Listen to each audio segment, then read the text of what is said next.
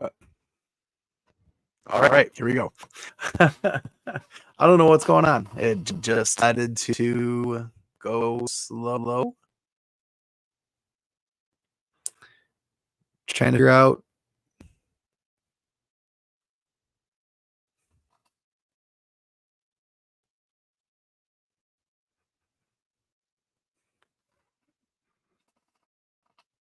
See if I can even hear. There we go. All right, looks like we're doing just fine. Okay. Sorry, my computer's trying to load something right now. Don't really know what I clicked on, what decided just wanted to open while I was working on it. Anyways, so just here talk quickly because you all want to get back playing Spidey. I get it, I understand. And honestly, Spiders Layer is joining us in a quick minute, and I can't wait because he's got some awesome updates for Sag After Strike.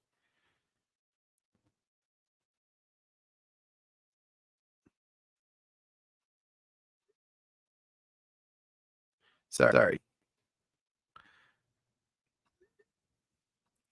And anyways, Sag After Strike is going down, and it seems like, and I know that people are going back to work, so that's good news. But there's also news that basically the strike is not completely over yet. I mean, that's what it ends up being. That's what it ends up coming down to. There's some people who are basically saying, this strike could continue. Still some delays. There's still some things that they need to work out. Still some conversations that need to be had before anything kind of happens. Before they basically say, yes, we're back to work. And you know what? That doesn't make me the most. I don't know. It doesn't make me like the most excited as I could be when writers obviously made their deal. They announced their deal. Everybody knew it was going down. Spiders Lair got we put out the announcement way before, but like everything that you guys heard from us is basically, why are we lagging so much tonight? What's going on? But I'm lagging, and I don't like that. Hold on one second, guys.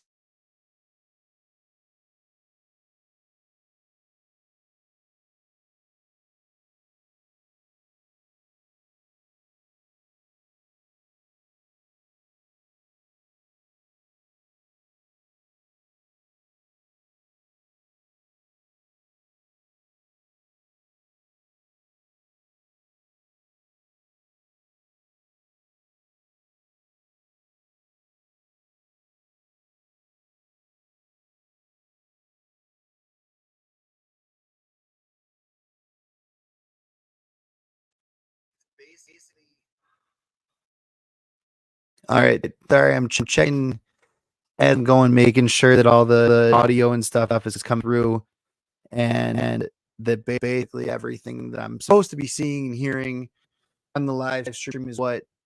Now we're from again. What the hell? I'm so confused.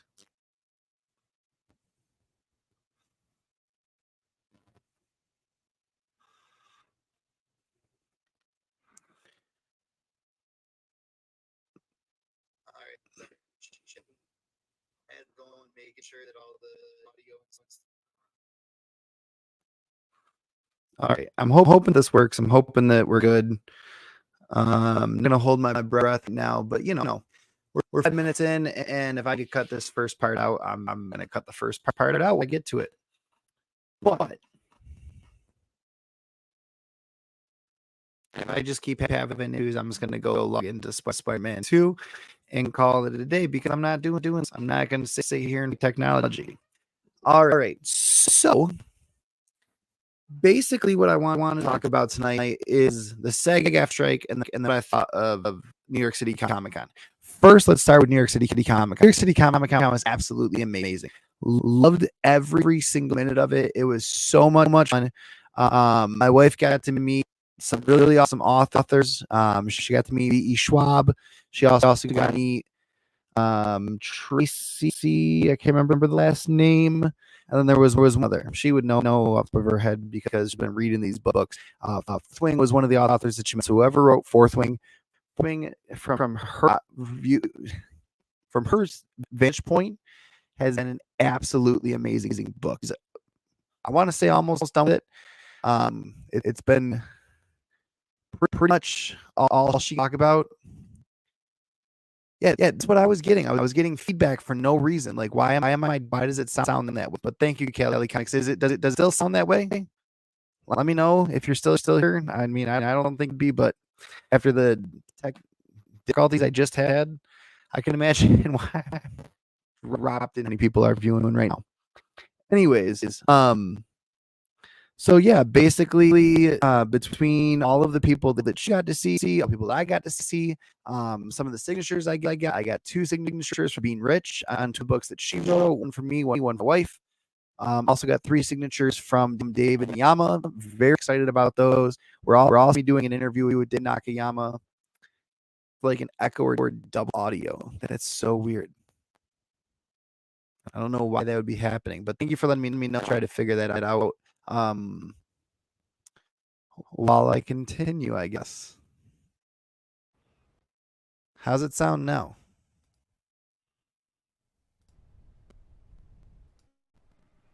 Is it still?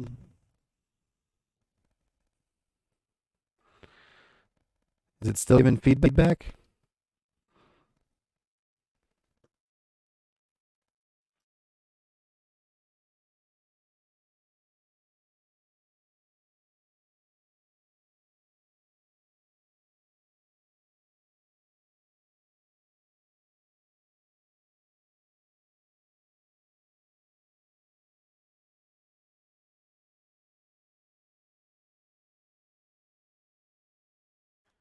The videos as well and different feedback on.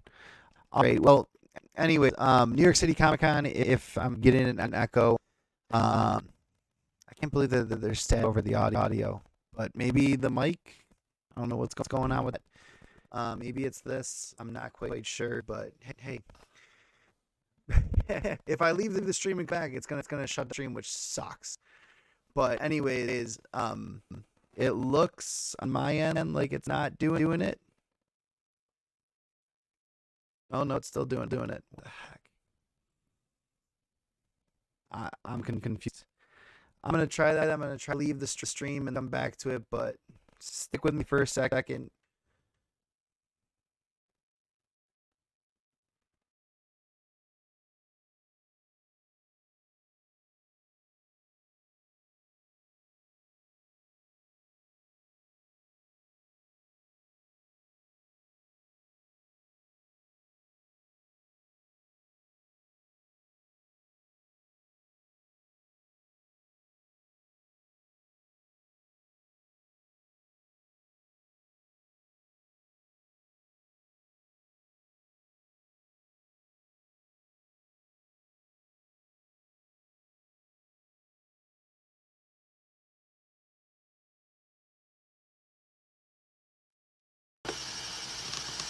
All right. Hopefully back to normal. I was getting a ton of feedback. I don't know what was going on. Kelly Comics was giving me a little bit of help with that. Thank you, Kelly Comics. I just left, came back. Hopefully it worked. Let me know what you're doing on your end, Kelly, and then is it sounding good there? I can hear you. What's so up? Kind of talking about like New York City Comic Con and how huge it was. Like it was absolutely insane. Like the size of it. I mean, you were there. So, what's funny is that I gotta be honest. I was so happy for you because you got to meet like one of your biggest idols in your life, and I was so happy to share that experience with you. You know, I'm talking about me, of course. Yeah, but I'm glad you were there to share the experience of me meeting you. Yeah, it was. That would have been a little. Listen, but from your perspective, it had to be legendary. I mean, nah, I'm kidding, but no, it was good though. I mean, like, think about it. We rolled in there like with the VIP. Sorry about day 2. It was just getting all crazy. Yeah, you know. I mean, I tell you what happened off camera. Yeah, I confirmed that was the actual story. So, if you guys are ever doing any kind of security work, just a little bit of advice in the future: don't get any stars in the background while you're FaceTiming your children. That's all. That's all. No biggie. No harm. No foul. It happens. Yeah. I mean, look, it happens to the best of us. It's all good. But no, but that whole day, that was crazy. Like. And shout out to your wifey because she's a trooper. Oh man, yeah. I was getting tired following her around.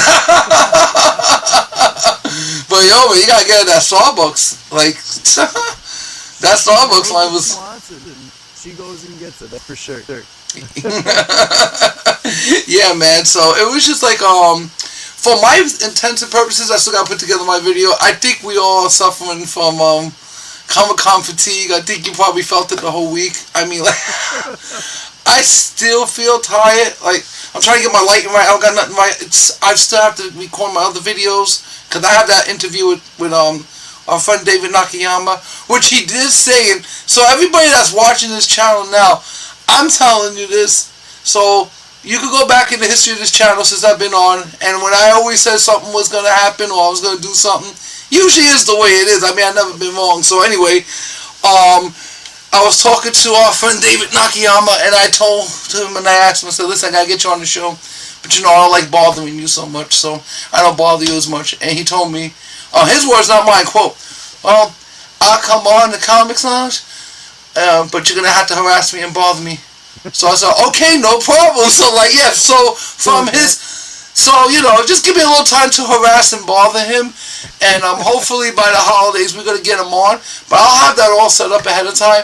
But yeah, people, stand by because we're going to have the legendary David Nakayama talking about everything. I mean, like, everything we've been through in the last couple of years, how we met, stuff like that. It's actually crazy because, you know, like, I met him the same day, the same year I met Doyle, actually, because I'll tell you from my perspective, what's been going on the last couple of years, I wanted to make, like, a connection. I didn't really care for social media. I'm like, ugh. But I wanted to build up my YouTube channel. So, I was suggested to go follow Instagram and start doing Instagram and start following people who like the things that you like to do and the comics you like and stuff. So I was like, you know what, that's a good idea. And yeah, man, I mean, like, I started meeting all you guys like crazy, like just out of nowhere. Within like 3 years, I started getting a couple hundred followers, and my channel's almost up to 3,000 right now. We're pushing for that. And then on all that, you know, kept telling you guys I was creating art and you know, doing my own little thing on the side, and decided that, you know what, it's time for me to make a comic. And then like I just pretty much did it. And I gotta be honest, and I say this from not just my perspective, but from what other people are telling me. I felt like Cinderella at the damn ball at Comic-Con, and I showed up and I left my glass slipper behind, and that was a copy of Symbiotic. So I left one in the wild. So someone got a free copy. I signed it. I put some special instructions on it, so don't worry. It's going to come back to me one day. It's like the things I used to write to Tobey Maguire when I was setting Spider-Man 1. So Toby, if you have that one, it's going to be worth, just hold on to it, because once Symbiverse Comics blows up to a stratospheric, like, explosion, it's not gonna, that's it, that comic would be worth more money than when Todd signed it. Yeah, right, I wish.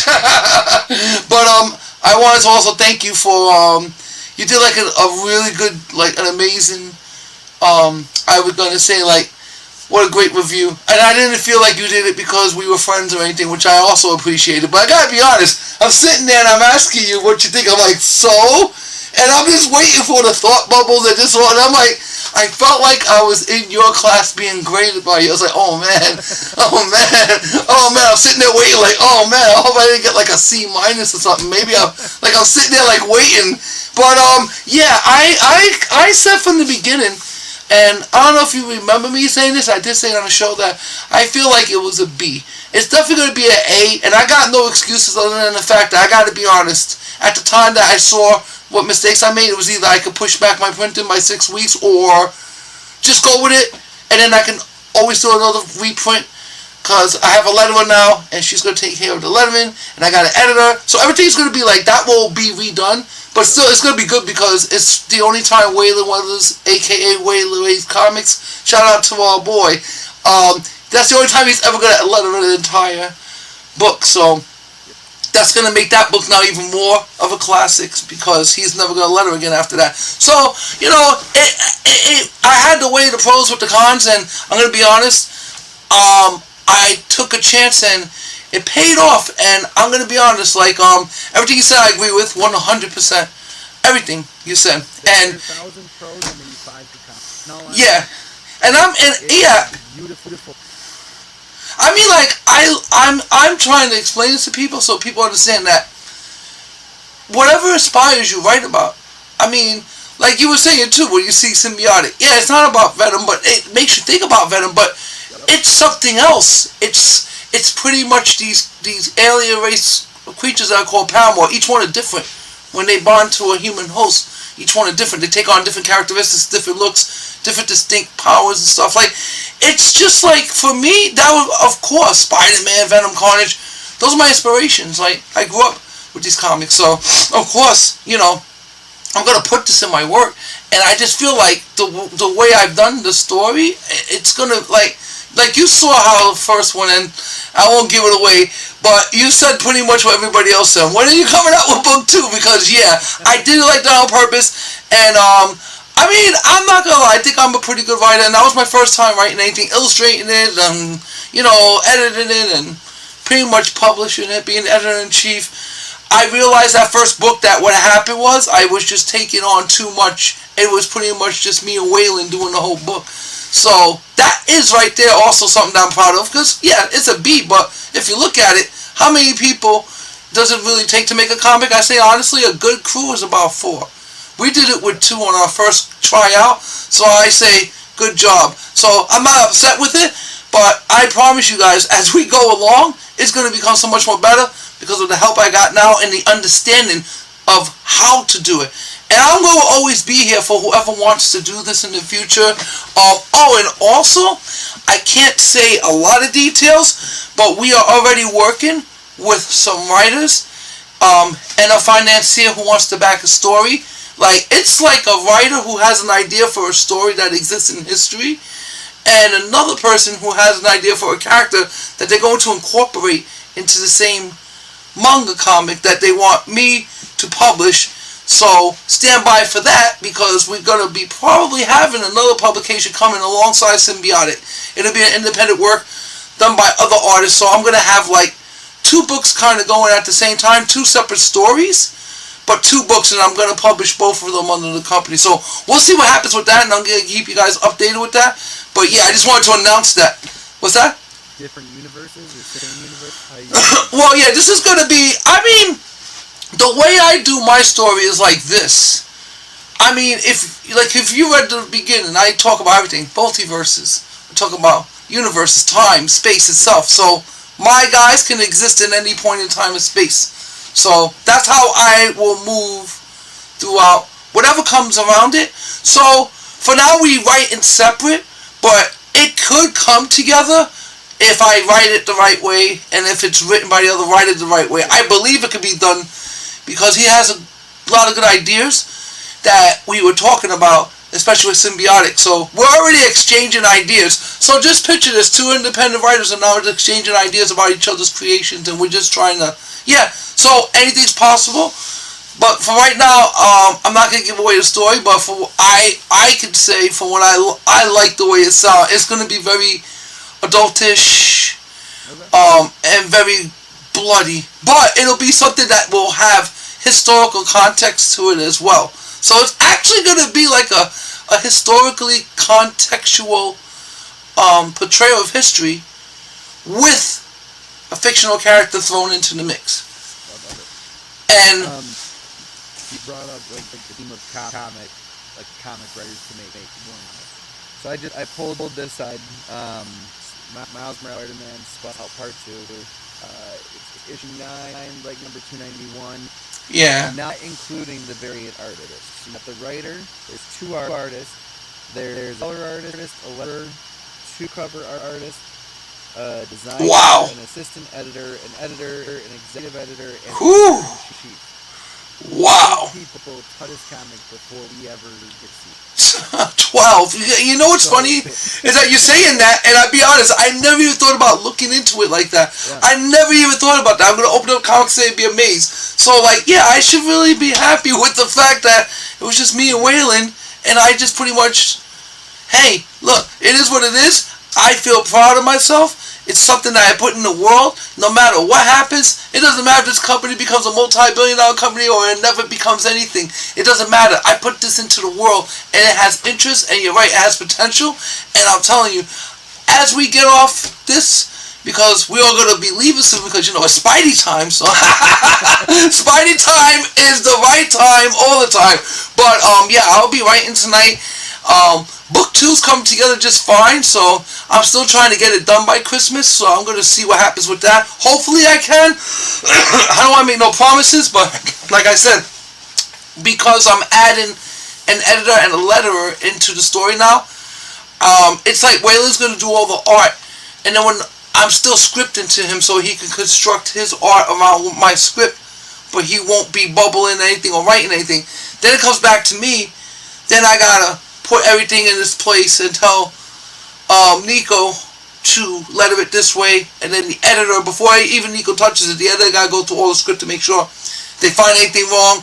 Then we could go back and extrapolate a little, and I'm fine with that, because the editor doesn't want to change anything. He says, but however, if I see something that may make it, would you be? I said, of course, because I'm not like, I want it to be perfect. So yeah, if you see something that maybe I wrote, but maybe you can extrapolate on that and add to it, I'm fine with that. I have no problem with that.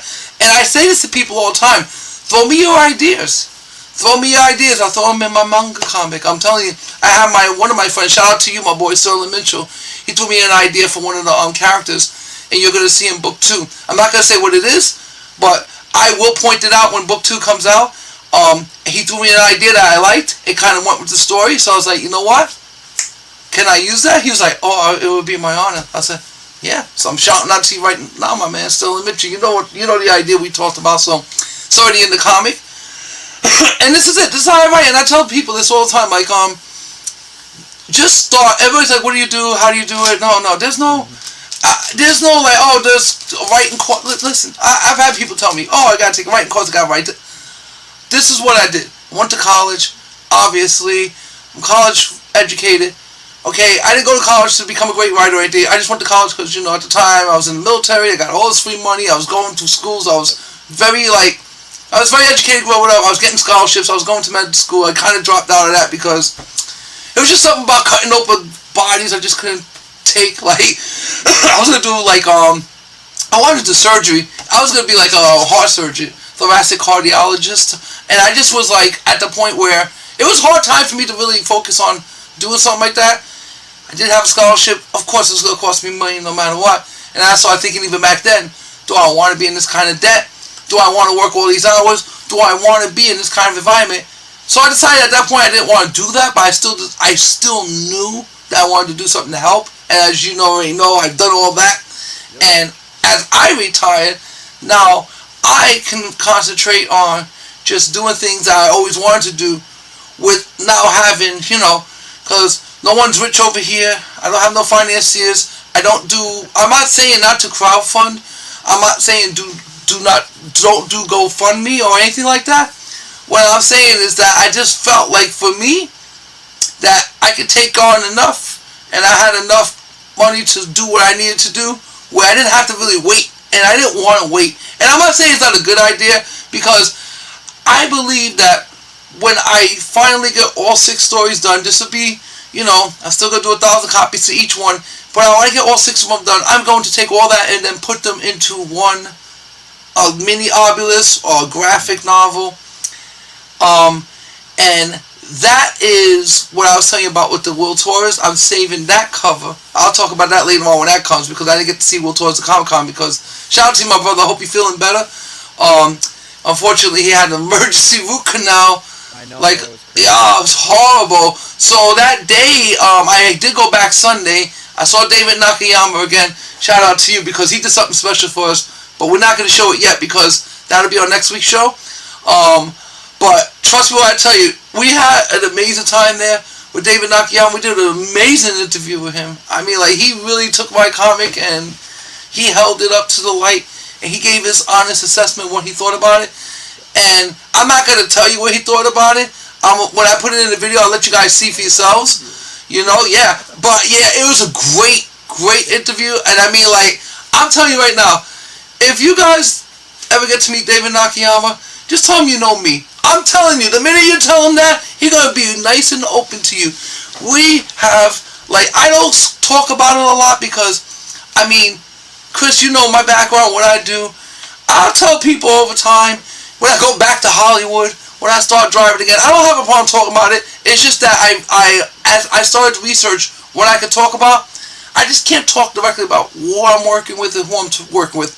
But I can even say we're on a project and give the project's false flag name, and I'll be fine with that. But there's so many things I can even talk about even before I've done that. But the thing is that once we go back and Hollywood picks up, like, it's going to be very interesting because a lot of people were waiting for me to write this story.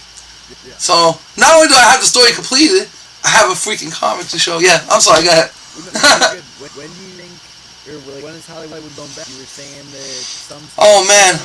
Okay, so... writers are back. Okay. Up in the air. So now, listen to that. The writers are back, and the actors are still out, and it's all whack. Okay, so, what do we call Jimmy Fallon? Is he an actor? Is he a comedian? Is he under the SAG? Is he not? I don't know. But the writers are back. Yeah. But if they fall on the actors, they're still not back. And I'm gonna be honest, like, I was told from seniors, like high up in the union, I got a really important call from like a really high up in the union, and I asked them about, you guys are back. So as of right now, what's going on is whoever's a senior person with 15 years or more on small projects right now, commercials that are being shot, that things need to be taken care of and wrapped up. That's it. That's the only thing that's going on. But there's no actors yet, so there's still nothing going on significant that we can all open back up completely. So they're not shooting, but they're getting stuff done. So the writers are sitting there writing out what they need to write out before the actors even get back. So yeah, since you wanted your raise, you can sit there all alone and write it out. And I think kind of like, I don't know, this may be a better strategy maybe, I don't know. Because, you know, it's annoying when you're writing things, you got people running all back and forth. I know, I've done it. Believe me, I've sat in writers' meetings and didn't realize I was in it for like 10 minutes. I'm sitting there just eating a sandwich and I look up, I'm like, we're in a writers' meeting. I said, do I just get up? So sometimes I would sit there for a few minutes, and if it wasn't interesting, I would be like, excuse me, and I just walk away. No one asking me who I am. I used to get scripts, like I had a couple scripts handed to me. I literally walking on my job, I'm looking for somebody to pick up.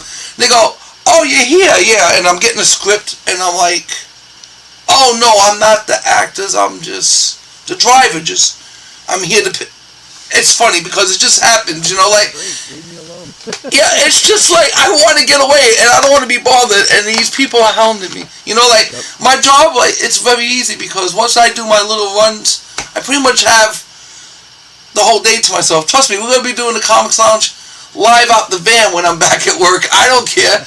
I'll bring the laptop, everything. I can do it on my phone, I don't care, you know, so I'm going to have, like, yeah, it's just like, the job itself, it's amazing, and I'm going to say that the money's not bad. Yeah, it's pretty good. But we're not making anything now, so screw you, job, until I get my money back. But when everything gets up and picked up, what I really like about it, the reason why I want to go back is because now, like I said, I put a physical product into the world. And I'm around actors, I'm around writers, I'm around producers, I'm around directors, I'm around everyone pretty much. It doesn't matter. I'm around catering. I'm the guy who knows everybody. Like, I have literally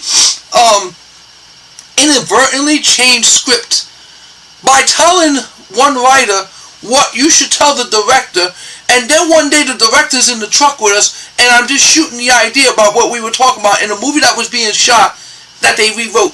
And I was like, hey, cool. They said, do you want credit for that? I said, I'll get credit at the end of the movie as a driver. I said, no, we'll put you in for a little credit. I never checked. Maybe I got a little writer's credit somewhere. But, you know, it's going to be good to have this, you know. And I tell this to people too. If you're worried about copyrights for your works, I done a lot of research on this, and I've been looking over a lot of copyrights because understand a lot of things, people. There's copyrights up right now. Like people can work. Like Snow White, perfect example. Yeah. If you wanted to make a Snow White comic, you can because the property's up. The Brothers Grimm, like it literally was up when Walt Disney took it, but then Walt Disney repurposed it and made it into Snow White and the Seven Dwarfs. So because of that, it became something different. But that whole Snow White Seven Dwarfs thing's gone now. Anyone can use that. So the reason why I say that is because this is where art is going to become very interesting. This is why you see a lot of the Pooh homages. I made a character yeah. So I also created a character. I didn't do it yet, but I'm going to have the artwork done. I'm going to introduce that soon. I'm thinking about doing another manga comic, but a chibi style. So Soul Twice, if you're watching, I may have a whole project for you because I have this wonderful idea. I'm not going to say the name of it yet, but when I tell you next time, I'll have the copyright, which won't be probably within a week or two. I'm already going to have the art going to be done, but I'm telling you right now, it's going to be like a kind of like a, it's going to be like a Winnie the Pooh type thing, but he's going to be like a superhero pretty much. So we're going to just take Winnie the Pooh and merge him with another hero that has no copyrights or no trademarks either. Like, you know, we're not going to say which hero, but you can't copyright the Bible, you know, Norse mythology, Greek mythology, the Roman mythology. You can't copyright that. So it's like we taking Pooh with one of those and we're going to combine them and make a whole new character. And it's going to be like a cutesy little chibi comic. I won't say it's going to be for kids. It's going to have some violence in there, but it'll be like the funny type. Like the Spider-Ham. I always thought about doing a world like this. So I'm going to make like my own Spider-Ham character, as you will. But you'll see, it's going to be badass. I got Nico Art Supreme working on it right now. And once I get that done, that's it. I'm going to post it, put it up, do my copyright, and that's it. Boom. And that will be a future story. I have so many ideas for so many things. And when like I said, when people ask about writing, look, just write. That's it. Just write. That's it. Just go write. That's it. Don't worry about I need to make a paragraph. Listen, three things you need in a story. That's it. The subject. That's it. Be clear of your subject. Yep. Predicate. Tell what your story is going to be about. And then wrap it up with a conclusion. But do like I like to do. Maybe throw it open-ended in there every once in a while. Keep them on their toes. Yeah! I gotta say, I was kind of upset that it was ending. I knew that it was getting to that episode, but at this time I'm like, this is just a perfect way to end its first book. That I wasn't upset with it. I was upset when a book took 2 6 to me, but I was upset with the fact that like this book was coming to a close. I know that it's going somewhere. I know it's not just this one shot. Right. And every bit of world building and character building that happened allowed for the ending really mean something. Yes. As allowed me to be like, okay, what would I do? Where would I with it? And also, where do I where could I see this go? Where do I think the writer taking in it? And really start to develop theories and stuff about it. Right. And you know what it comes down to? It's like I ended it like that obviously because for one, it does draw in interest. It makes you. I mean, the minute everybody finished that, I don't know how you felt, but the minute everybody finished that, the only thing I ever get asked after that was, what are you doing? When's book 2 going to be done? Like, they just want to know immediately, and I was very happy with that, because that's the response that I wanted, you know? Like, believe me, they always say this in life, people, that everyone has a great novel inside of them. This is a comic, so this is many, many chapters that will build into a great novel. So, everyone can do this. You could do this if you want. It doesn't take that much. It just takes a little bit of, grind and determination. You see how I was at the Comic-Con. Oh, and I just wanted to apologize for anyone's feet I ran over at Comic-Con. My girlfriend kept getting...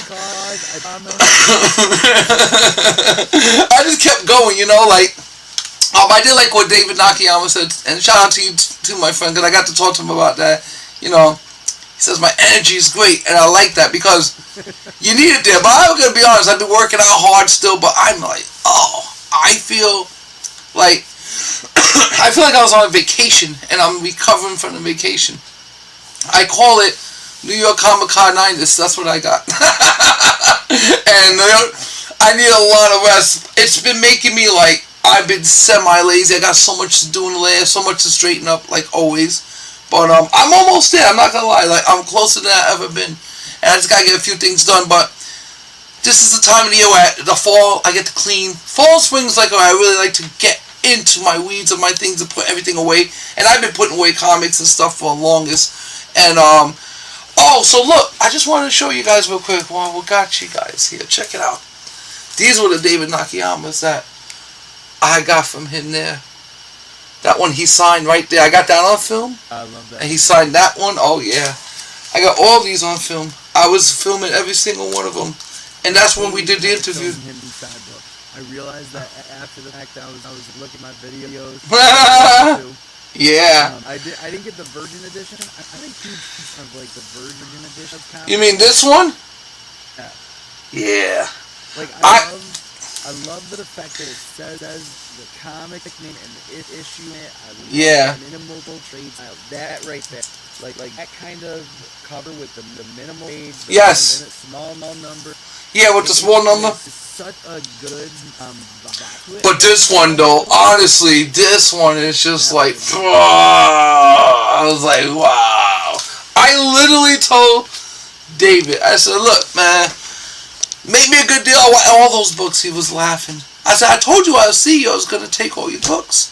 He said, I know I have extra. So he said, you're caught up. I was like, excellent.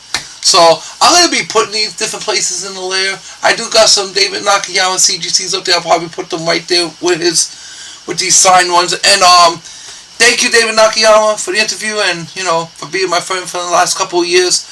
And, it's been cool. I mean, like I said, I don't really sweat him, but now he told me I gotta bother him, so, I think with all my actor friends out there, and my producer friends, my director friends, and you know who you are, I'm gonna be giving you guys a call this weekend because we're still technically on strike, and, who knows? I mean, I thought about it, right, Chris, and it's like this. It's real simple. I have a lot of connections already. I might as well just start, using them. I don't like to ask for help. But to not ask for help is not. Yeah, I mean, like, for me, I'll put it to you like this. I don't have a pride game anymore. That's it. I want to do this, and I'm gonna push this. And not even getting into my background. Wait till that comes out, because of course that'll be a whole nother story. It's like I want things to be organic. You know what I'm saying? Like I don't want to volunteer information per se. But I did put my name in the world, and we do have this thing called Google, and it's not for me to tell anybody what to do or not to do, but the information's there. And this is why I don't push any of it, because if you really want to know, all you got to do is Google, and you'll find out, And it's just, and for me, I feel like, I don't know, I feel very fortunate that my life has been the way it was, and still is, and I was able to, I mean, like with my mom, shout out to you, Mom, like, she seen me, I was in the military, I was a police officer, she seen me do all this, she was so proud of me. But me writing this whole comic, putting it out, and giving her one, which she didn't even want one, she gave me money for it, she said, no, I gotta support your dreams, so I was like, she said, take it. She's old school Irish, tiny lady, you gotta take it or else she'll put a curse on me, so alright. So, but I did give her a free t-shirt, so you take this at least. But, she was more proud of that than anything I've done. I'm like, really? Like, not that she was more proud, I never seen her be this enthusiastic, and I'm like, and it's just like weird, it's just weird. Weird. It's just a weird situation where I never expected to be in that situation. But But the you're most not of about the situation, but at the same time, like, is this even like this? It just feels so surreal. Like I totally understand what you're saying. And yeah. a lot of the time when I'm talking with coworkers about comic book movies, one of the principals that was at my school is a huge fan of comic book movies. Takes his son to see every single one of them. His son's like 18 or 19 years old now, going off. He went off to college this year. He's like, I just don't know who to go watch the movies with. Like, I mean, he's my principal, so I don't know if I should just have been like, oh, I'll go watch him with you, or if so I was just like, oh, I'm gonna come home and watch him with you. Like, I was trying to not put this guy in an awkward situation. Right. To be awkward because I've only been to school for 3 years and working with this guy for last year. So this is like my year. I've known him for maybe six months professionally. Right. Even though we've both been there, he's been there since I was there. Right. It's one of your relationships, and like I don't sit there and go, every Friday night I do a live stream. I'm like not an authentic audience. I'm telling people you need to see this. Like, come watch this. If you love this, come watch this. I feel like I want people to go organic. I want them to exactly. the channel. Yeah. And be like, oh, I'm staying here because I enjoy it. Yeah. Because I'm doing this solely to support you.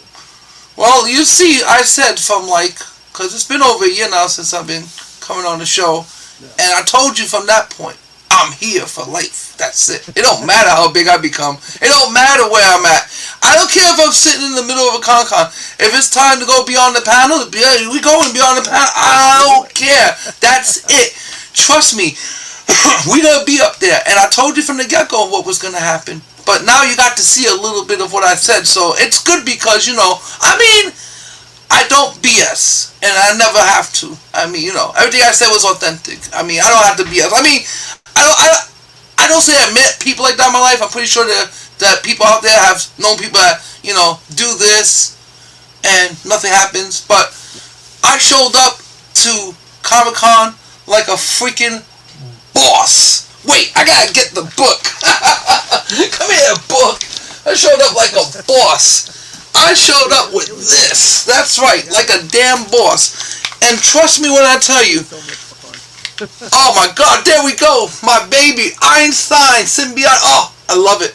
I'm telling you, this book right here is going to be historical. So, I showed up like a damn boss. Like, it's like showing up to some place. Listen, there's an old saying I always loved. I'd rather ask for forgiveness than to ask for permission. I didn't ask for permission to do this. I said, I'm doing it. And boom, I made it happen. And that's it. I showed up like a pro, and everybody respected me and such, and I appreciate everybody's feedback. That really helped me, and it really, what I was able to do in that show was not only have fun and meet great people, and shout out to you too, Doyle. Oh my God, I'm going to be going over what Doyle did for me. I have some shorts up there already. He did like a venomized Einstein. Did you see that one when I'm standing over him in my Einstein costume? Yeah, that was so organic because I told my girl, alright, capture this video. He don't see me. So I'm sitting there talking to Doyle. I said, you better get it right, Doyle. You better get it right. And then he looks up with my mask, and then he just does that, he looks up and he smirks like he's trying not to laugh. And I'm like, that's all I wanted. That's all I wanted. And cut, we were good. So yeah, I mean, I was trying to find Doyle for 4 freaking days. It's not his fault. We just kept missing each other, right? So I'm sitting there, right? And I'm looking, and I'm like, I think Doyle's sitting there. And it looked like him. He was sitting on the floor. So I'm texting behind him. So I'm right behind you. And I'm waiting for him to respond. And he's looking around. And I just went in the middle, stood right there. I went, Doyle! And I looked down. There you go, Doyle. He's like, hey, what's up, man? So finally found the Doyle, and we just hung out. We hung out. We were going around looking for, we were actually looking for Will Torres at that point. He had just came from Clayton Crane. He has great pictures. He was with Clayton Crane. So I sent him a little joke text that pretty much said, hide your wife, right? But I talked to him about that. Look, there was a whole thing about Clayton Crane I'm not going to get into. Who am I to say what I would do in the situation? I can't talk about a man's personal life. But, hide your wives, hide your kids if you see Clayton Crane. That's all I'm going to say. But no, he's a great guy, man. He got to hang out with Clayton Crane. and he got to do something that was really crazy. That they were having artists sign the CGC board. I didn't get to do it. I was so mad. Apparently they're gonna take that CGC board everywhere, and when they're done with that CGC board, it's gonna be signed by artists from everywhere. They're gonna CGC that CGC board and leave it in CGC headquarters as like a first big ass signed by all artists who were at the Comic-Con. So I could have signed it. No, they do witness them because you gotta go to the CGC booth and sign it. So Doyle's at the booth signing it. So it's a CGC Signature Series booth, and yeah, they have to witness it. That's the funny part. They actually are there. It's literally right there, and people are actually witnessing it. So when Doyle was signing it, I don't think they explained it to Doyle. I just thought he was just signing something, but they were like filling out like the paperwork behind him, or whatever. So yeah, but that's what they're doing. Yeah. It's gonna have freaking. It's just making a rainbow label, you know. Just make a rainbow label. That's it. No LGBTQ rainbow. Just a nice rainbow label because it's gonna have every freaking color in there. CGC size, whatever. I was like, oh, congratulations, Doyle. That whole place was so nuts. You know, Chris, how it was. Like we couldn't even walk. Like I just kept finding you because I just kept looking up. I was like, find the big green guy right over there, and that's it. You don't need a flag. Nothing, you know. Last time I'm wearing a Comic-Con because trying to find a place to put that. We got too hot for it. Oh, I know. Oh my! I put that Einstein costume on, right, and it looked so badass. But within 10 minutes, I was done. I was like, I can't. I would have to be outside. It would have to be cold to wear that thing, like extremely cold. Yep. I don't know how people do it for hours. Shout out to everybody out there that goes to Comic-Con and dress. Because I know it's gotta be uncomfortable as hell. I went 1 year, and my Nico did my paint for me. Nico put like a I was dressed as Sting. And I looked just like Sting, the rest of Sting. I had the bat, the long coat, like all that stuff, and I made the news. But I remember like the whole time my face was just like, I'm not doing this anymore. It was so itchy, but you can't scratch it. It's white paint. I scratch it starts scratching. I can't smooth it. I don't have those skills. So, but you know, I did wear camel in my day, so I was just thinking about it like, well, this is your camel for the day, so you're just going to have to deal with it. So, but yeah, I mean, I was just face paint, and that bothered me. A whole freaking costume. I mean, you know, unless you get one of those blow-up costumes, because I think those are good because you got air coming into you constantly, so you're just walking around like a fat little doughboy. Did you see that, did you see that toad that was walking around? Was that a robot? I don't know. Remember when we first got in? I was trying to get film of it, but it kind of like, it was like a small little, yeah, I don't know if it was it a person or a robot? That was a person, right? I believe so. Okay. I don't know, man. It was moving very weird. It was moving like a machine. That's what I'm saying. Yeah, I mean, like, he pulled it off, that kid. Because you're going to have some work in Hollywood like that, trust me. People like that become animatronically inclined. That's it. There's work for you. Don't worry about it. Whenever they decide to freaking open up, you know?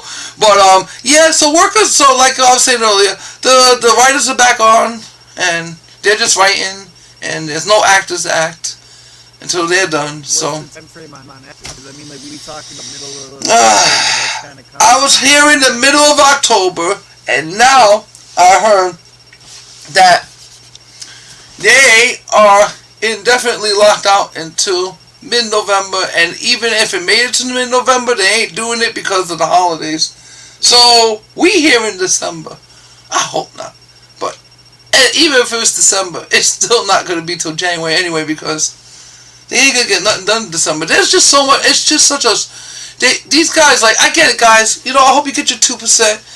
Just know that you cost people who were not part of your union hundreds of thousands of dollars. Trust me when I say it. I mean, I didn't care. For me personally, I'm lucky. I'm retired, so I'm good. But for the working guy that would have that job, I mean, like, you just cost this man, like, whew, that's one person. You cost thousands of people their livelihood. And it's like COVID all over again. It would because people had to go straight to unemployment lines. Like, I can only imagine how that affected some of these people.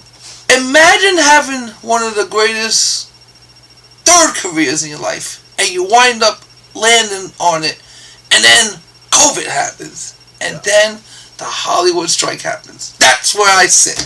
And it's all good though. It's not a complaint, because I know in time everything will be flowing and going, and I'm going to use this network of people that I'm going to keep meeting, and I'm just going to keep continuing networking with different people, no matter who you are, from the freaking fry cook right down to the actors, right down to the writers, directors, producers, because I manifested. So you're going to hear this from me first. This is the first time I ever said this in public. So I will be working on something with Keanu Reeves someday. I'm not sure what it is yet, but trust me, we're going to be working together one day.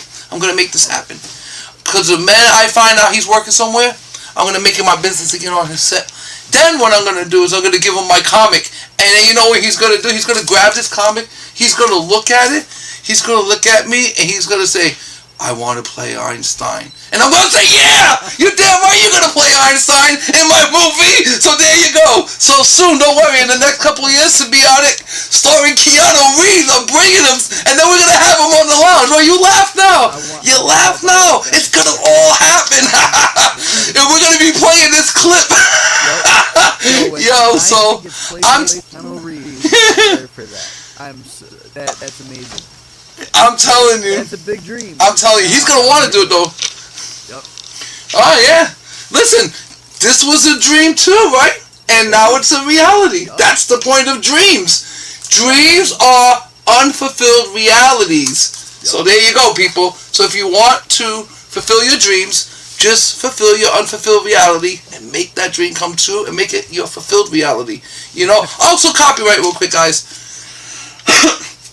So... when you print the book, see what I did there? Symbiotic, that's the name of the book. I already have it copywritten. Character, too, but it's part of the comic. But the character's likeness now is copywritten. Same thing with this whole thing. Because once you put this into existence, the law pretty much says once you bring something and it's put down into physical existence, then you automatically have it. Like, you don't have to copyright. Like, if you wanted to write a book and don't tell nobody about it, and you did like this, then that's it. You're copywritten. You do not have to copyright. I did it anyway because I did what's called copyright of unwritten works, meaning that I have all the books that I'm writing in the future, but it's unwritten works. But that goes back even further than doing that. So I would suggest to people, and it's not expensive either. You're able to copyright, I think, up to 10 items for like about maybe $80. I went right to the government website, and that's it. I copyrighted all my Symbiotic from book 1 to book 6. I put down what each title was, and that's it. And now whenever I put them out, it's protected under my copyright, plus the fact that I brought it into physical reality.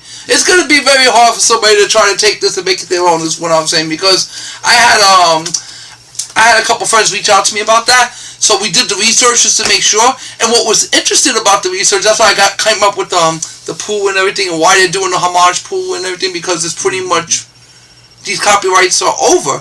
Felix the Cat's up. Captain Marvel's up. I may do a Captain Marvel manga. I don't know. I may do a Captain manga.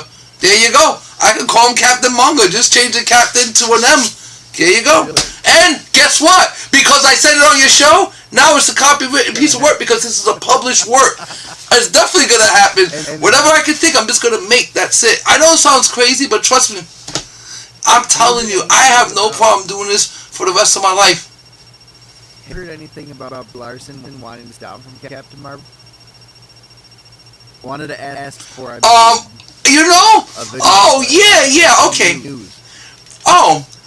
Yeah, so I'm glad you brought that up because, she definitely knows it's going to tank it. She wants to fucking push herself away from this PR nightmare as quick as she can because there's just 2 reasons why this happened, why you're hearing this. Okay, didn't you find it strange they kept calling it the Marvels? It was called first Captain Marvel 2. Then it went to the Marvels for months and months and months. And then all of a sudden you're hearing, now it's Captain Marvel. Why? Why all of a sudden now you changed it to Captain Marvel? Because that's when Brie Larson started to make her intentions known. Screw this. I'm out. Yeah. She's out. This comes from her. And that was their attempt to keep her in because she realized that, okay, look, I'm not saying that it's not a good idea to have the movie, but it's one thing to have that movie done the way it is. But it's another thing, like you're putting your freaking lead back, you put your lead character as a background character. I feel like this is what Spider-Man's doing a little bit with Miles Morales, just a little bit. Like, damn Miles, why you gotta have so much power?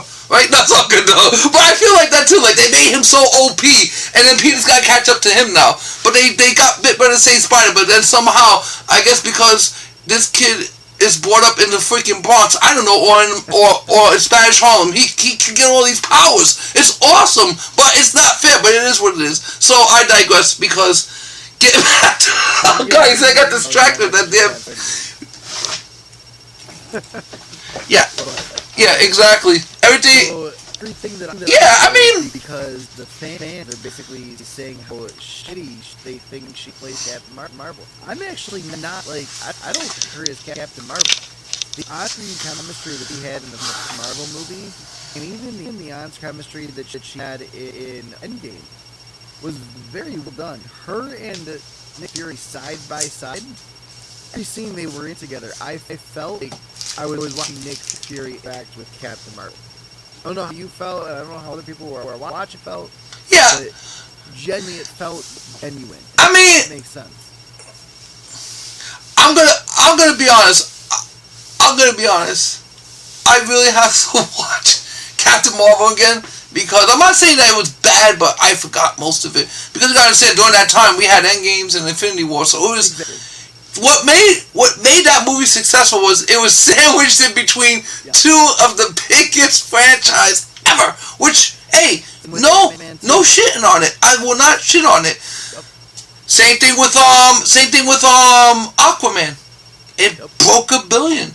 It was the right place. It was coming up between two great movies because Justice League, the Snyderverse was coming. So we didn't I thought it was crazy that they put Aquaman. And I always said this about Jason Momoa too. Like, he should definitely be playing Lobo. That's who the hell he is in real life. Look at his character. That's exactly who he is. He's gonna have no problem playing Lobo. But I do like this. No, but you see what they're doing. I think they're giving the Aquaman back to the original Aquaman. It's another dude, but he looks like the blonde Aquaman. He looks like the original character because they already know this is his swan song. He's going away to become Lobo, which is fine. You know, I'm cool with that. I didn't say I didn't like him as Aquaman. I actually liked him. I like him as an actor. I like him as a person. I just feel like you pushed him into a blonde hair role, but it's okay. He's getting it back to his brother. So I know like some of the plot of the movie, and I'm gonna be honest, I don't care to see it, but I do want to see it because I already know that's gonna be the last time we see Jason Momoa play Aquaman, and he's gonna be coming hard as Lobo if they do it right. But who the hell knows what's going on? Because James Gunn lately, man. James, we gotta talk when I see you next time. I gotta tell you what to say, what not to say, because. Oh man, he called Flash the greatest movie you ever saw. I'm like, dude, that means you're going senile for real. If you really feel that, honestly, we gotta talk, Mr. Gunn. When I see you again, we'll talk. I mean, he's not the James Gunn of old. That's all I'm gonna say. It's like watching your. Yeah, maybe. Who knows? I don't know. All I know is that. I mean, like, no, but come on. When James Gunn said that, I was really excited to see it. So. But I already had a feeling that I don't give a damn what James Gunn says. This kid screwed it up so badly that this movie don't have a prayer. But it wasn't even about that. It was that I realized at that point. From Black Adam, I should have realized it. Because I actually like Black Adam, but I had a feeling like...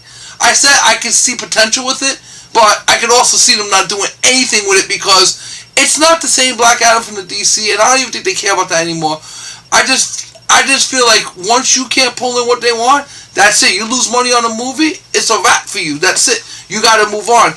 And the time is coming, people, because I am hearing this for sure. With all these actors getting all their final monies, because that's exactly what it's going to be, final monies, their replacements are coming, which means younger actors, these high-budget movies you're going to be seeing from Marvel. The Phase 6 is going to be like the most low-budget you'll ever see, but I guarantee you, it's going to have the best action you'll ever see, too, because it's just simple tropes they got to stick to.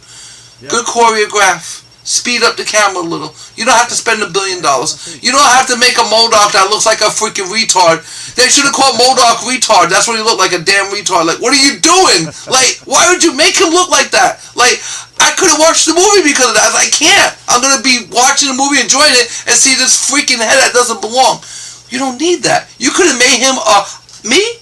If I know I'm saving money, let's say, it's so easy to get somebody to sculpt something that's metallic looking and make a MODOK face metallic, and you can make it look professional, make it float around.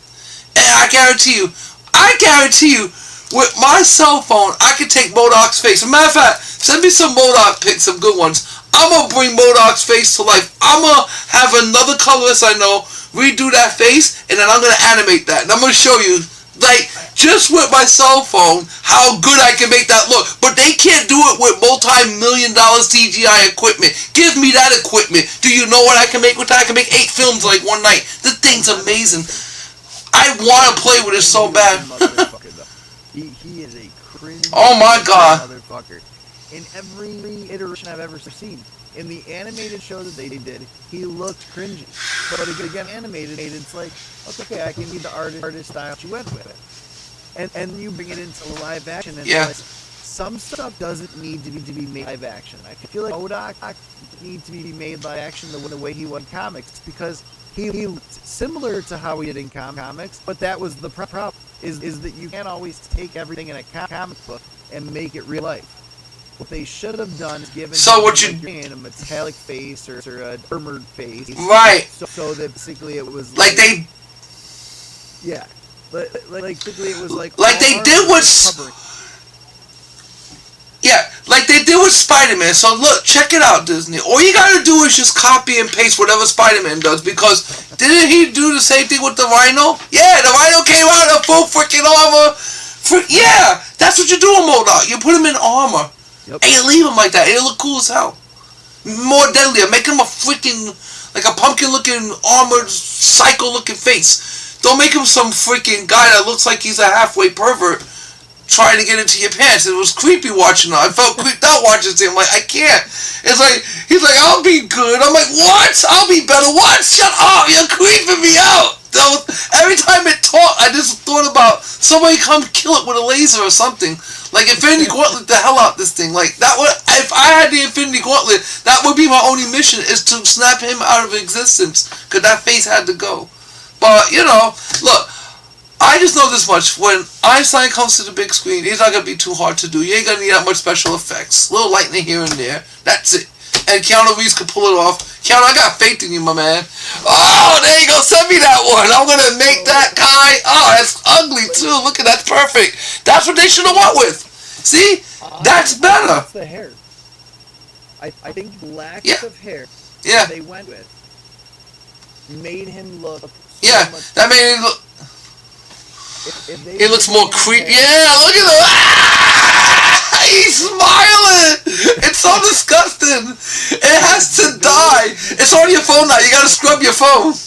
But if they would have given him hair, I think that it would have been totally different. Because this version... Look, I would take that picture, blow it up. I was there for that version all along.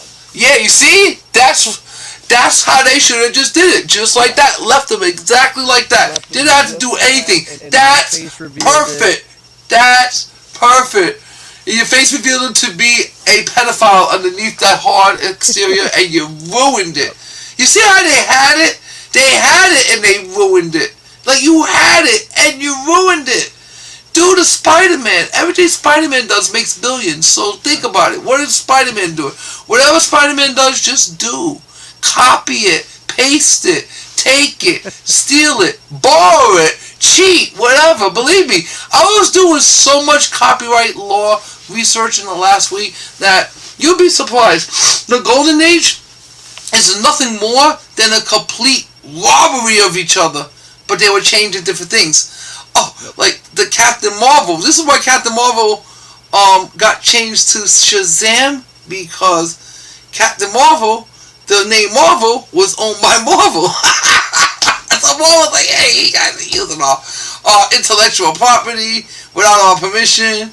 So They were stealing Marvel's name for years, and they were like, all right, well, okay, the gig is up. So then they changed it to Shazam, and then DC took him over. But there's like so much history. Like there's like this one, I believe it's a Betty and Veronica. Maybe it's Betty, I'm not sure.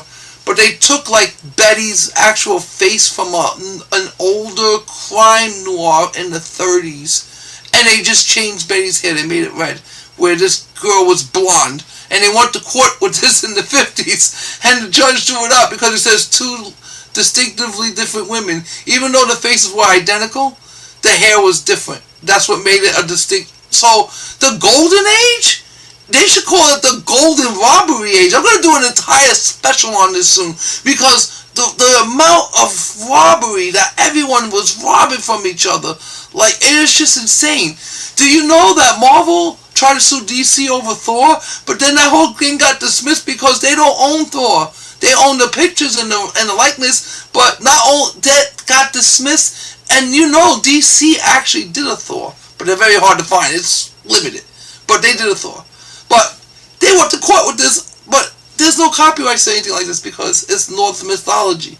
You can't copyright that. But you like the history of what happened with comics from like the all these crazy lawsuits start like in the early 50s, from like 1952 and up. I'm going to send you some cases so you can read them. It's very interesting. And, whoa, here's what else is crazy. So, when copyrights come up, that's it. It's public domain. You can use it. Batman has a bunch of them coming up in about 7 years. Woo! I'm telling you, people, get your Dark Knights ready, because once that copyright comes, you're going to be talking about the most parried, the most used. I'll have like 4 complete freaking stories already done. Because I'm going to tell you, one of the sickest ones, and I'm going to tell this to people, one of the sickest stories I ever read in that whole series, and I'm going to tell you guys, don't read it if you don't want to see the psychiatrist. It's the Bat Who Laughs, and it's so sadistic because of what he does to those fucking kids, what he does to Bruce Wayne, and then when he finally kills the Joker, how he poisons his mind and pretty much makes him as fucked up as he is, and then he's got to take those kids with him, these bastard robbers that become like these creatures, and he's got to take them with him, and he's got to help them, but they're like all psycho killers because of what happened. Yeah, I'm sorry. Yeah, so it's a really screwed up story. I like it though, but it's like one of those. To me, it's like it's right up there with King in Black. I like the King in Black. I got to read the new Death of the Venomverse. I still got to read that. I read the first issue. It's amazing. I do like the Death of the Venomverse, but it's just like, you know, all these crazy stories that they can just go dark with. Like the Dark Knight goes the darkest, and he's gonna be up in about, I think they said 10 years, maybe sooner. Cause I know I was checking this and I was like, oh, that's gonna be up, and. Yeah, like I said, I'm going to have a bunch of comics already written for that. Believe me, I'll have the whole series done. It'll be done, already sitting in crates waiting to go out. And every month I'll just put a new one out. That's it. I'll be waiting forever. So these things interest me. But yeah, this is something that, like, once these IPs go away and no one owns this, you're going to see a whole different world of art that's just going to be done in a way, like, because people are already doing it now. Marvel's not going to sue you if you, like, look, I have a special cover made. I was telling you about.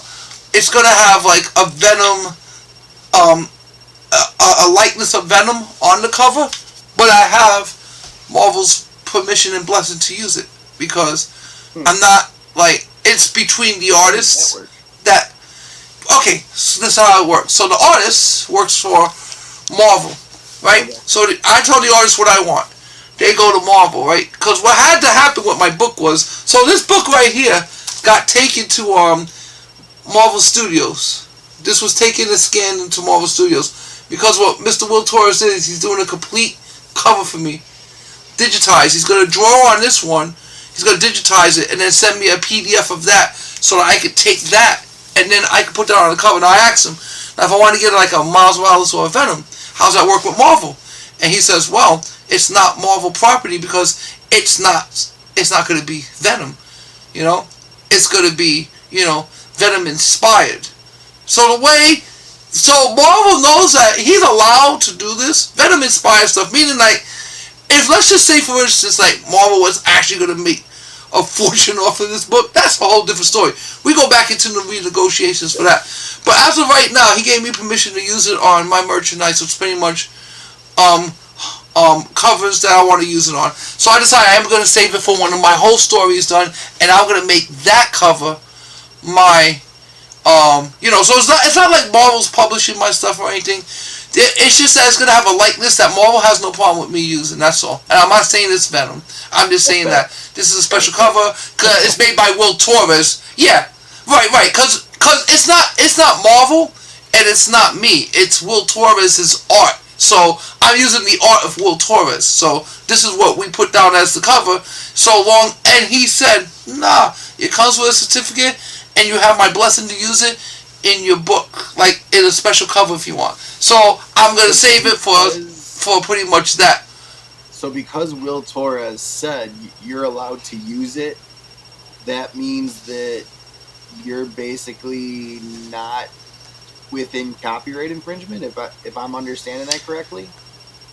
Yeah, because you gotta understand, when you're doing like a cover or anything, right? So long as you're not using he's gonna pretty much draw it over my guy, but it won't be Venom. They call it like an inspired cover, like a homage cover almost, but it's an inspired cover.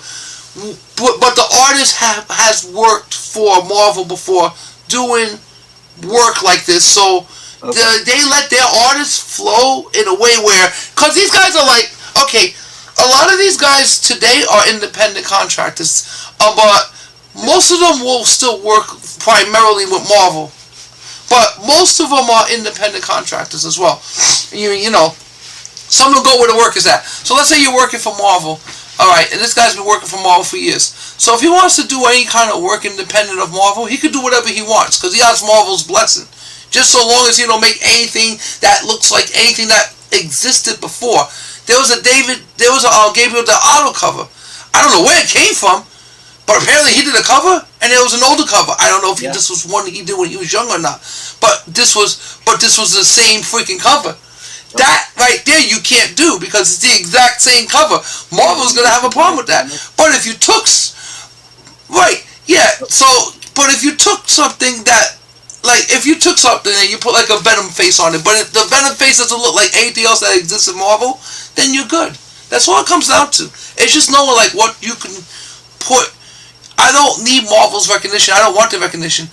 I want Will Torres' recognition as an artist, because he's the one that I follow and a lot of people follow, and I'm bringing a name to the comic. I don't want to like hire very well-known people. I don't mind doing this deals here and there. That's fine. But the people like Waylon Weathers are the people I want to work with, because these are the people who we're gonna all rise together. Because, like I said, and like you said, and like everybody's been saying, this comic's got potential. I mean, I already sold over 120, so I'm very happy with that. I mean, I just gotta get out there and push it. I haven't been out there this whole week. I gotta go to a couple comic shops tomorrow and drop off a few books. So, sorry, Joy, I haven't got to your shop yet. Sorry, Hank, I haven't got to your shop yet. I'm gonna be out there tomorrow, grinding this thing. It's been a freaking crazy Comic-Con week. Oh my god, I almost lost my freaking mind and my voice. But it was great, man. I just felt bad because David Nakayama got sick, but I heard he's feeling better. Yeah, it was crazy. So he was getting sick. David Nakayama was getting sick. Will Torres had a freaking emergency root canal. And I finally found Doyle. I was like, Doyle! In a nutshell. Yeah, pretty much, man. Oh, you guys had to be there. Believe me. Oh yeah, that's always. Oh, that comes with the territory. Someone's always gonna shit on the floor somewhere. I mean, you seen all these millennials sleeping under the stairwell? Not the millennials, the Gen Zs. I'm like, yo, Gen Z, get up, get up, get up, get up. What are you doing? It wasn't Liefeld's foot drawing that was the piece of shit on the floor.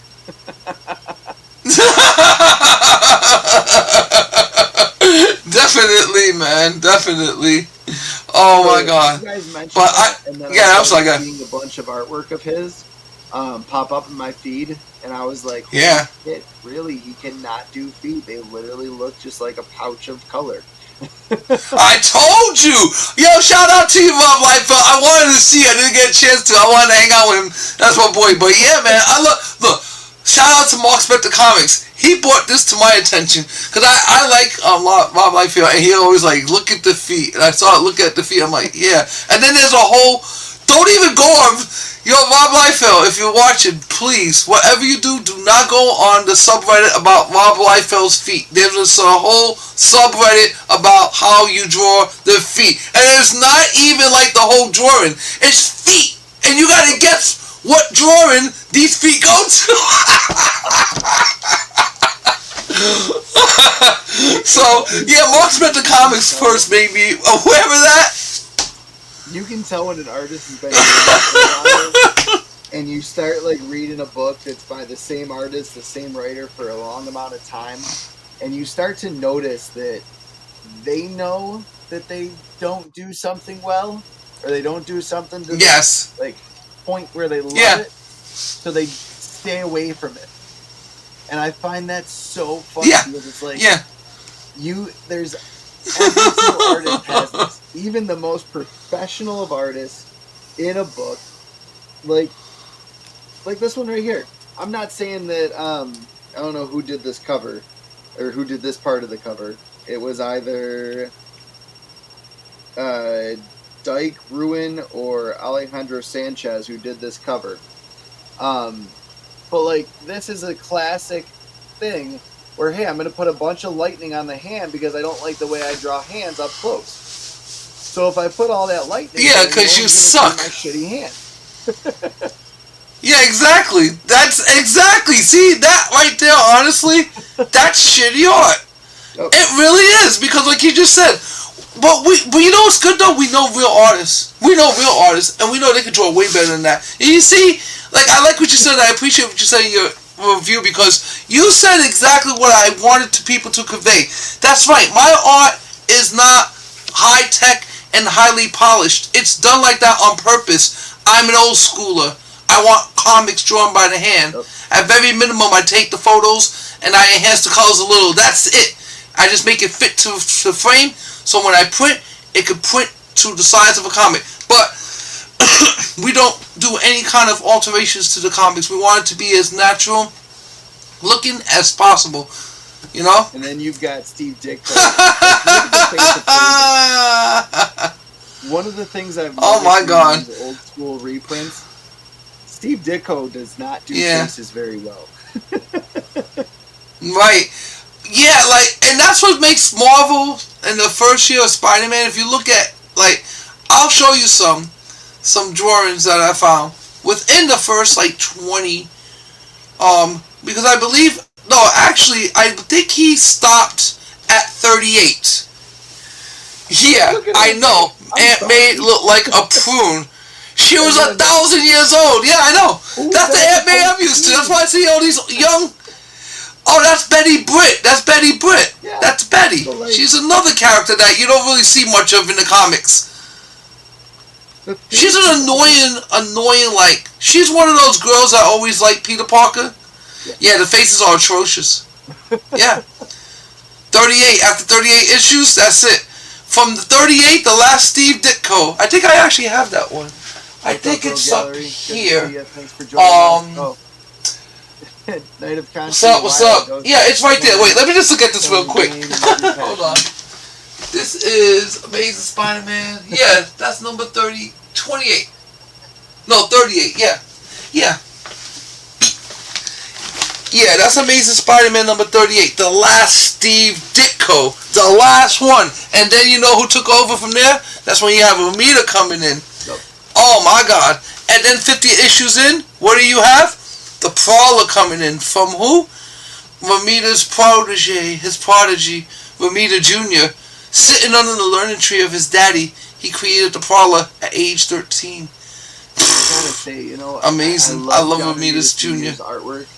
But John Romita Jr., I don't know, it's just, there's something about it that has always captured me. I can look at a piece of artwork and not know that it's John Romita Jr., but it draws me in, and then I'm like, who did this? And then, like, I see that it's John Romita Jr., I was like, okay, that makes sense. Like, There's certain artists, especially at Marvel. I don't think I've ever had this with a DC artist, and maybe it's just because I don't pick up very much DC. Yeah. Cool DC. But there's certain artists with Marvel, especially, that I've just always found to be absolutely like it pulls you. It pulls you to the artwork. I know what you mean. Yeah, I know what you mean. That's I know exactly what you mean. I'm trying to find. Oh man, you want to see some more? John Buscema and Joe Simmet. And then Rick Buckler did Nova #1. The artwork on the cover of Nova. Yeah, I like Nova. It's so beautifully done. And again, I don't know the reason why I bought Nova. In all honesty, I bought it as an 8.0 at an auction. It was $66.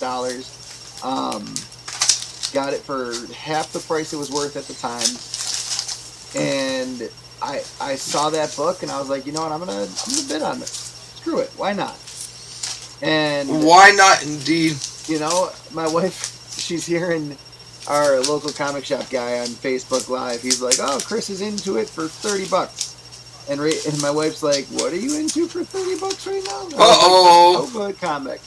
Nova's supposed to be this really cool hero. I really like the way he looks. I've been seeing him in a couple books that I've been reading, and I saw this, and it's $30 for 8.0 slab. She goes, okay, sounds good.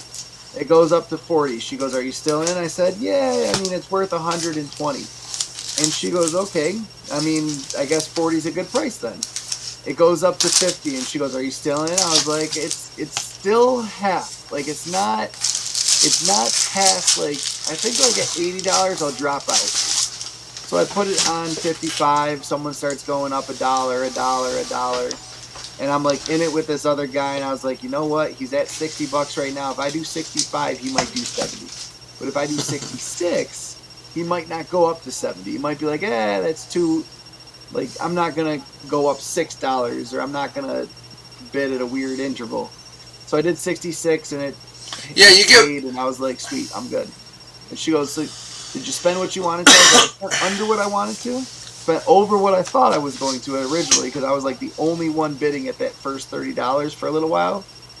And I was like, you know what? If this book blows up, especially when Nova comes out, when Nova hits, when he finally is in the MCU, I might sell it and upgrade it to like a 9 or a 9.2 or 9.4. But I mean, I honestly have a lot of those Nova #1s. I was coming across them back in the day, and I just gotta go through my collection. But I have an insane collection to the point where I'm still putting comics away, but I got the majority of them put away. But then I realized as I was doing my I went to my long box Batman, and I remember this one cover that I saw online. I was like, it was a Joker cover with like the bat red eyes, and it's hard to describe. It's like a Joker cover with red bats flying around. And I looked it up. That thing's worth like $900. I'm like, Jesus, I have to pull out this box. Because I have comics like that, like all throughout my collection. Like, over the last, it's been taking me a lifetime. Like, to find, like, I know the main grails I have, and I've already pulled those. But there's still the getaways. There's still the undiscovereds. Because I'm pretty sure I have thousands of comics. I don't know what their actual value is, but I know that they're worth something, so they're in the midst of being I should have categorized all my comics, but the problem is that in order to do that, I would be sitting there forever categorizing it, and that's the problem. I kind of know what's in every box, but it's just too much. I mean, you know, I think comic book collectors are a little bit of hoarders, if you know what I mean. But at least the stuff we hoard isn't real trash. It's actual collectibles. Look at this one that I got just laying around. I got this from the local Staten Island Comic Con. World's Finest, baby. Yeah, this was cool. I like these. Whenever I see World's Finest, I always pick them up. Her collection of like novels. My grandma was like, you want another one? You haven't even finished the one you're reading. And she goes, I mean, I could be buying drugs. Yeah, exactly. I could be smoking crack. Yeah, forget that books have value. That's the whole thing about books, you know? That's the least things that are robbed, but the most valuable things that they are. You know? So people, yeah, if you ever come across a spider's lair, this is all garbage. This is some kid stuff. Just move on. There's nothing to see here. Go into the other rooms and steal the TV. That's it.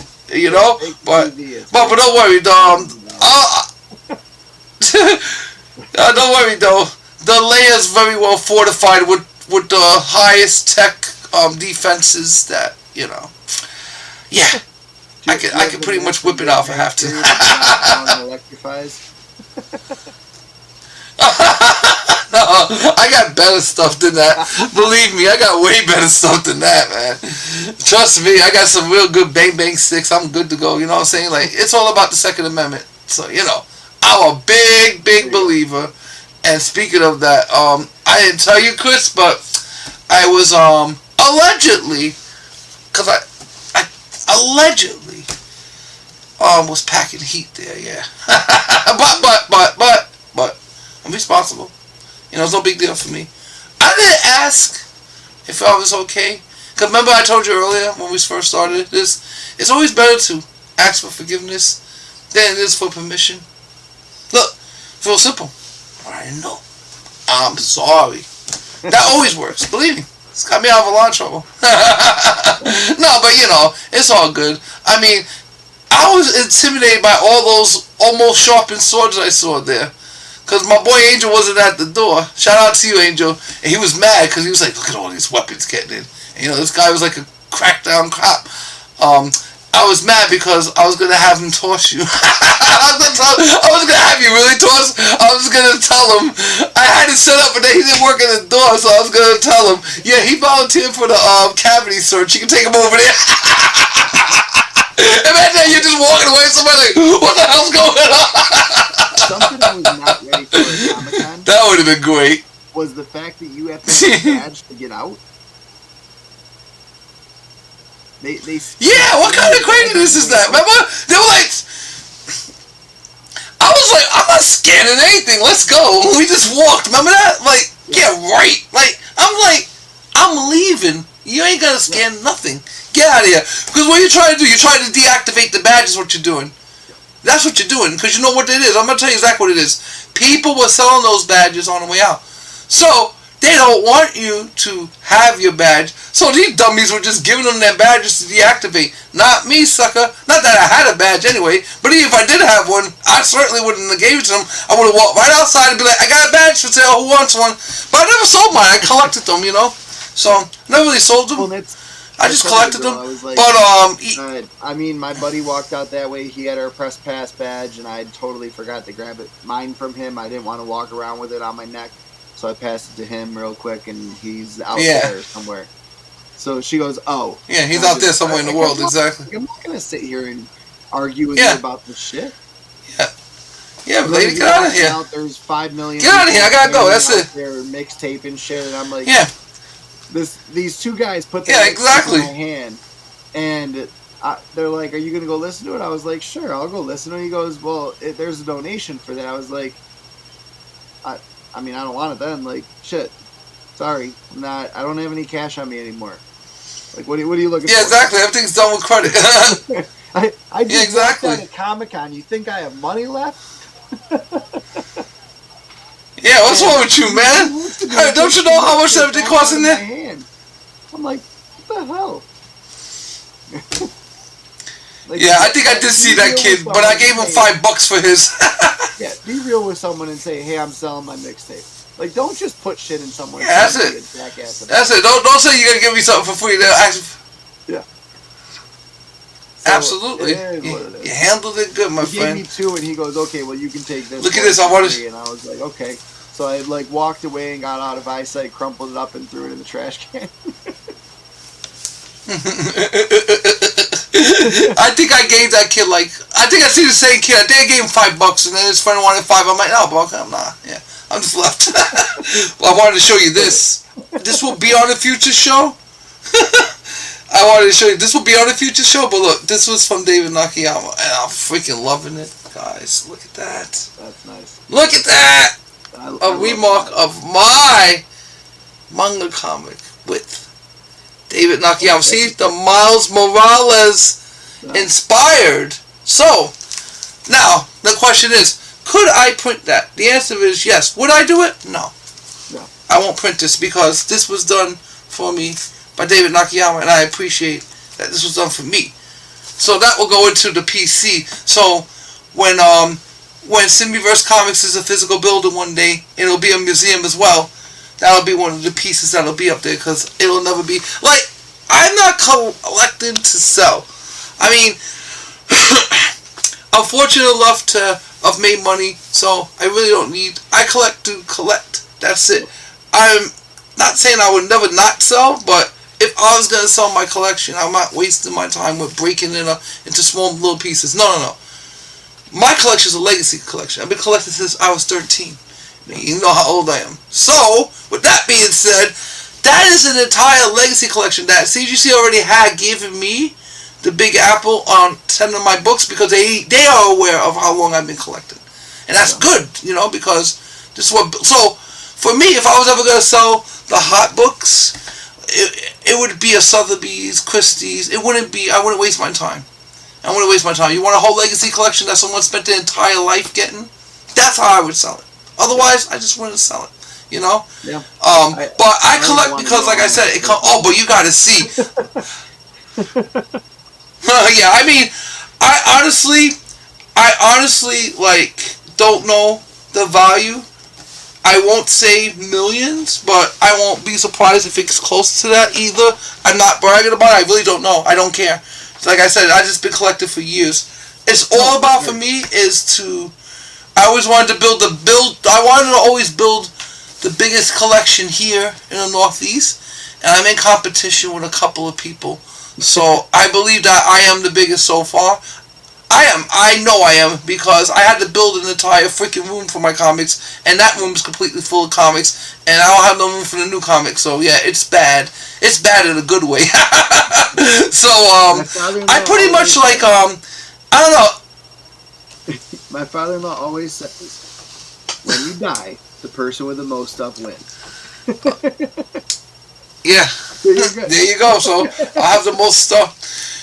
And then what I'm going to do is I'm going to have a reading of the will, and everybody thinks they're going to come get my comics. What's going to happen is all my stuff is going to be on a pedestal, and then I'm just going to have you guys witness it going up, rising, and I'm just going to have the thing get hit by a bunch of missiles or something and explode. I'm just going to get them destroyed. Everybody's going to cry. You guys are going to be running through the crumbles and just picking up pieces of paper. It's okay. No, hell no. I love those things too much. No, I really hopefully, in my legacy, in my lifetime, with Symbiverse Comics is this multi-trillion-dollar company. Because, trust me, we're going to own Disney one day. That's my goal. I'm going to take Disney and give Disney its vagina back. I want to give Disney her vagina back. I want our princesses to be princesses and our princes to have the balls back. I want to give Disney that classic. What they need. That's it. That's my goal with Disney. So when I buy Disney, we're going to go right back to the traditional way of everything was done. And if the new Jack people don't like it, fine, no problem. Create. Yep. Create. Don't destroy, because you can't create. Hey, look, I wanted to create something. What did I do? I created. Yes. Last thing before I go play Spidey, are you going to go see Wish? Yes. Yeah. I'm really excited. Wish? I yeah. think it's going to be really cool. Yeah, I think I'm going to definitely see it for sure. I mean, look, there's still a little hope. Let's not get too hopeless. No, for sure. I'm hoping that when everybody goes back to work with this renewed found rest, that people really go and get creative. And I just feel like this. I want to contribute in any way I can. I say this to everybody that I know, all creatives everywhere, from every level. From acting, right down to cartoons, right down to movies, right down to comics. This is going to be a good time to create. Yeah. Stop trying to destroy the things that came before you. Stop trying to build on top of Rome. Build your own Rome. That's it. That's what I did. I didn't want to destroy anything. I didn't want to put an ideology into it, but I wanted to make a story that was compelling.